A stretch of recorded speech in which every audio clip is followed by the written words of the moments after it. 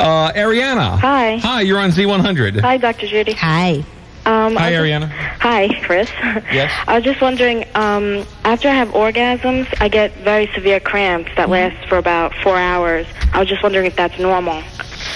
Well, normal, I don't know. What does normal mean? Normal might mean that a lot of people have it. No, not particularly. Right. I didn't think. But whether it implies a huge problem for you, perhaps not. You might have a difficulty in your blood flow or in your circulation, but people do get cramps. Right, but my doctor said there's nothing physically wrong. Mm-hmm. But it's so severe that it's like, very bad menstrual cramps. Mm-hmm. And, my friends, they don't have problems like that. Such pain after such pleasure. Mm-hmm. Exactly. Jeez. Right. Well, so I'm glad that you went to the doctor and that you found out whether there was anything physically awry. Cramps, first of all, when you're engaged in lovemaking, it's a tension, right? The muscles get tense and then they're supposed to release.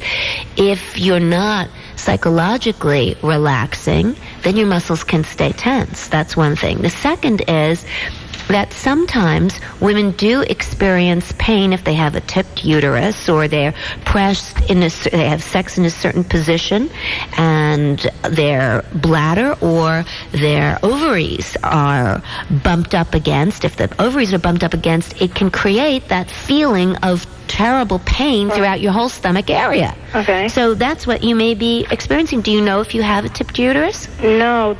Like I said, the doctor said I'm perfectly fine. Well, that's where he wouldn't say, or she wouldn't say that was a problem. That's a normal variation. A third of women have it. There's no bumps.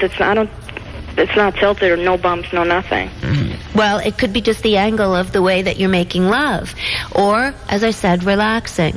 So you might want to do some breathing exercises so that will help ease some of the cramps. All right, Ariana, thanks a lot for the call. 1-800-242-0100, Fabio. This guy does everything. Books. He's got a new CD coming out. He's got a new TV show coming out. Of course, he's the calendar. Who's quite a beauty herself. He's going to be hanging out with us in a few minutes, being our honorary love doctor for tonight. Jose, you're on Z100. Hello. Yes, Jose. How are you? Hi, pretty good. How are you? Good, thanks. What's up? Dr. Judy? Hi, Jose. How are you? Good. Oh, well, how are you this evening? Excellent, yes. What's on your mind? Well, okay. Like 3 weeks ago, I met this woman. She's 34 years old. And it's gotten to the point that, like, I've fallen for her. Mm-hmm. And she keeps on telling me that she's scared. She's scared. She don't want to get involved with nobody. But then again, at the same time, she's telling me she's interested in 3 people, but not, like, in a sense that she won't cross the bridge with any of them. Mm-hmm. And, I'm interested in her and everything, not sexually, just, to be with her, it's fine. Like, lately, we hang out together in the park and stuff. Mm-hmm. And so what are you trying to figure out, Jose? Well, I'm trying to figure out which way can I approach it and let her know, like, I would. You want to jump her bones? No, okay. not like that, not like that. You just want to hang out with her? Well, be with her. In the sense that, she's you already are. Yeah. Well, as a friend, I would like to be maybe not as a lover or something. Maybe her boyfriend, like we could be one. In that sense. But she's already told you that she's involved, right? No, she told me that she has in mind of 3 people. Mm-hmm. I mean, not that she wants to, do anything with them, just that she has in mind. Okay, well, you have some choices. Curtain number 1, curtain number 2, or curtain number 3? Curtain number 1 would be for you to continue with your friendship, because one of the ways of really developing a relationship is just spending time and developing mutual interests where you find that you like the person, and that can turn into a more sexual interest.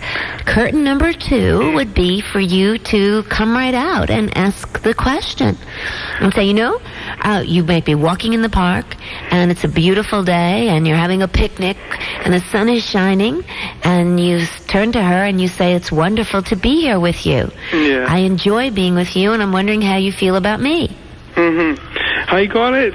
She's she's planning to get an apartment.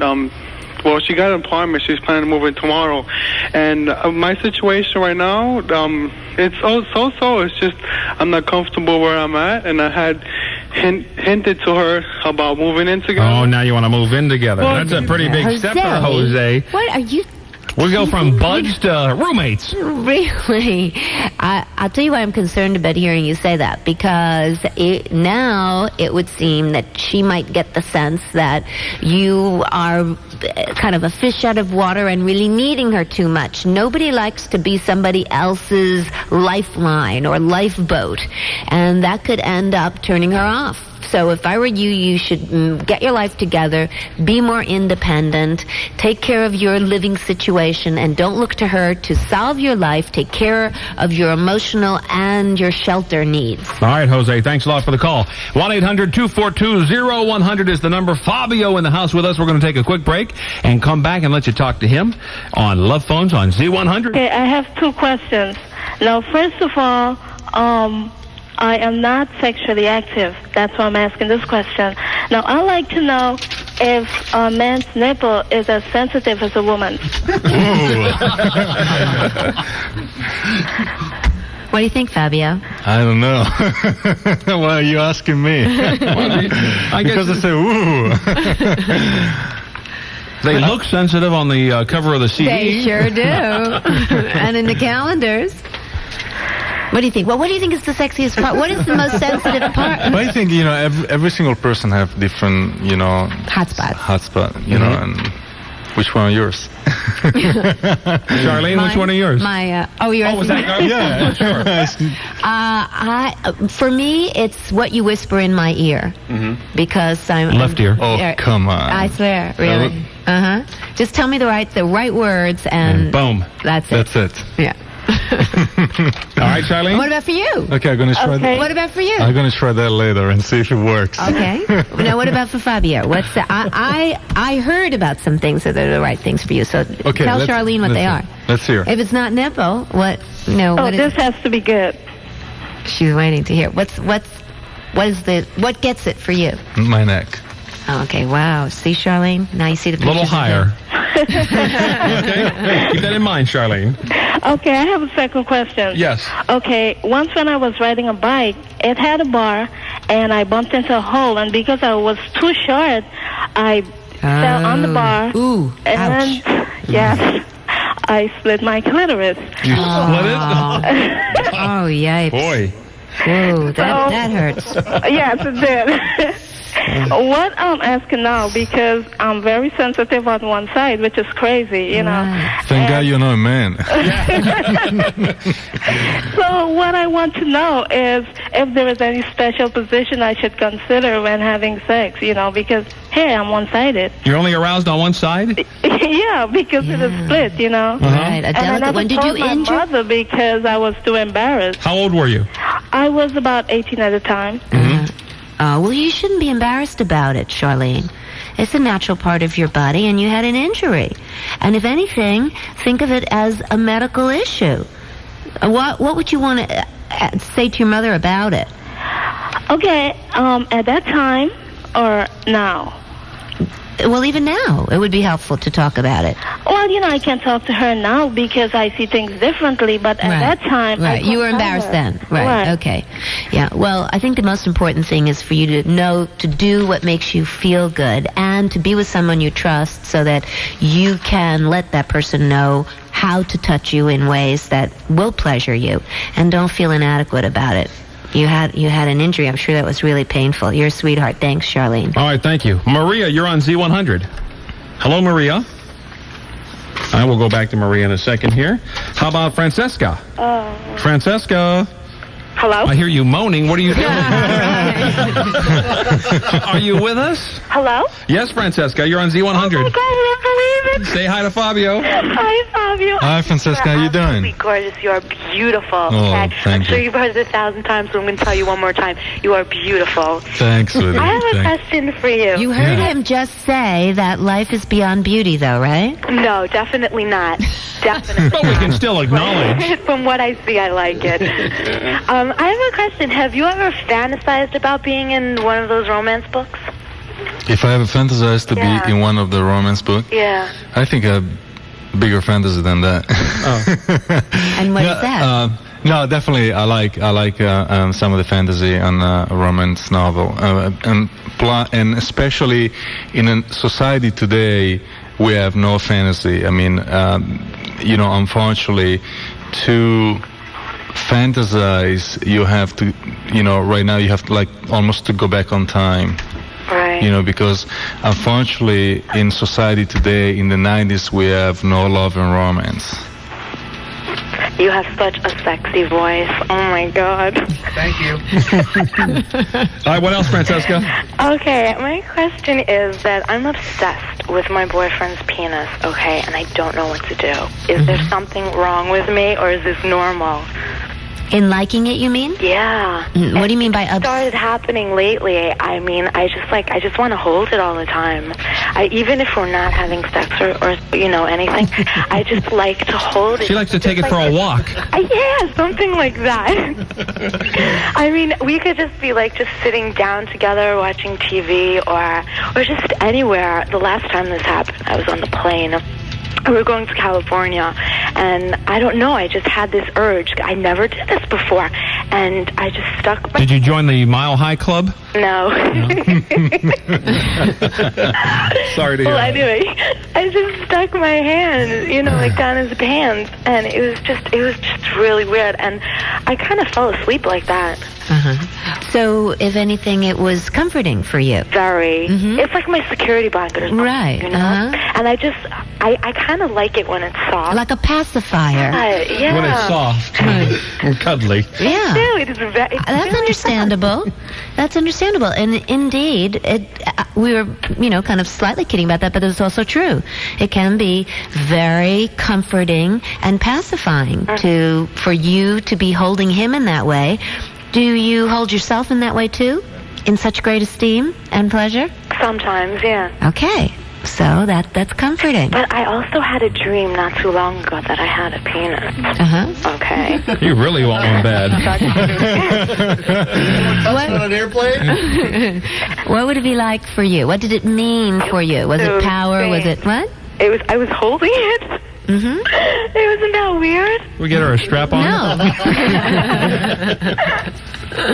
What do you think, Fabio? I think, he has one. He doesn't have to worry about I think if you really enjoy and like it, that's what's count. That's what's count. If you really enjoy it, keep going. All right, Francesca, and if he's willing to share it with you, that's wonderful. Yeah. You need to think about what it implies to you. If it means about power or it means about being loved, and sounds perfectly healthy to me, Francesca. It's Love Phones on Z100. Chris Jagger with Dr. Judy and our honorary love doctor tonight, Fabio. And Jasmine, are you there? Yes. Hi, Jasmine. Hi. You're on Z100. Hi. Hi. I got 3 questions for Fabio. Okay. Oh my God, only? Number 1.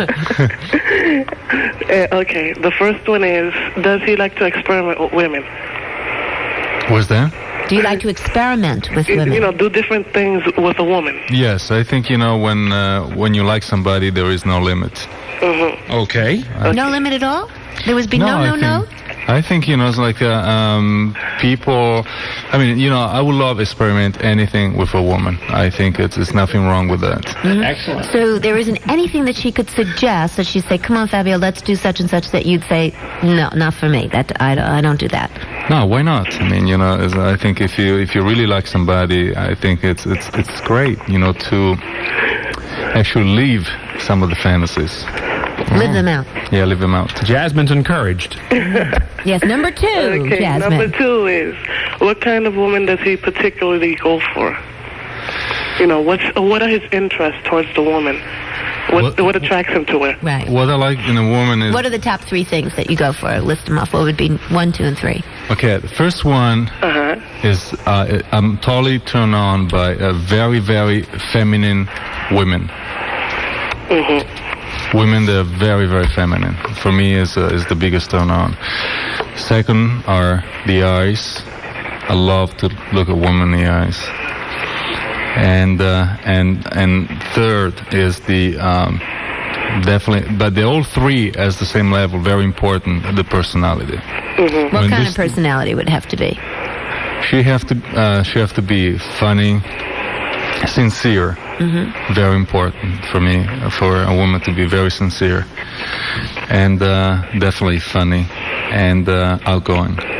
Very good. And is there a turn off? My turn off is a woman who lie. Dishonesty. Dishonesty. And what else? Probably that is the biggest, is the biggest turn off for me. A woman who Very lies, 90s, and a woman who's attracted to money. Who's what? Woman who she's attracted for money. Oh, who wants you for your money? Yeah, just right. Like right. Yeah. And what was the third question, big Jasmine? turn off. Okay, the third question is for my friend. So don't want it for his money, Jasmine. Okay, no, I don't want it for his money. Good. Trust me. Okay. You're thinking about Francesca's line of thinking, right?